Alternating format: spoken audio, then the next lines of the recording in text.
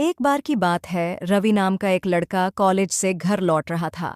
जब वह जंगल से गुजर रहा था तो उसने जंगल के अंदर किसी को अद्भुत ढंग से गाते हुए सुना। उत्सुकतावश रवि गाने की आवाज़ का पीछा करते हुए जंगल में चला गया। अचानक गाना बंद हो गया और उसने खुद को घने जंगल के बीच में पाया। सूरज पहले ही डूब चुका था और अंधेरा होने लगा था। रवि समझ गया कि वह जंगल में खो गया है और सही रास्ता खोजने के लिए सभी दिशाओं में भटकने लगा। जब वह उत्तर की ओर बढ़ रहा था तो उसे जंगल के बीच में एक पुरानी हवेली मिली। अंधेरा होने लगा तो रवि ने उस हवेली के अंदर रात बिताने की सोची। हवेली का दरवाज़ा बहुत बड़ा था और उस पर भारी ताला लगा हुआ था।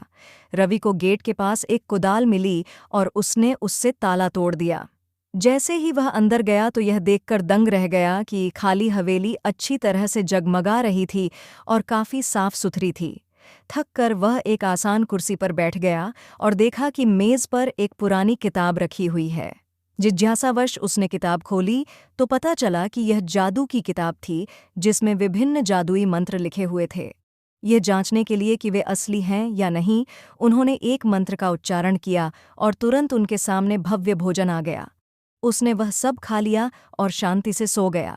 अगली सुबह उसने घर वापस जाने का सही रास्ता जानने के लिए फिर से एक जादुई जादू किया और तुरंत उसने खुद को अपने हाथ में किताब के साथ अपने ही घर के सामने पाया। रवि की माँ गंभीर रूप से बीमार थीं और उनके इलाज में उनका सारा पैसा खर्च हो गया था। घर पहुंचकर रवि ने फिर अपनी माँ के ठीक होने के लिए जादुई जादू किया और कुछ ही क्षणों में उसकी माँ मुस्कुराते हुए खड़ी हो गई। फिर उसने जादुई शक्ति से उनकी आर्थिक समस्या भी हल कर दी और कुछ ही समय में वे धनवान बन गए और हमेशा खुशी से रहने लगे।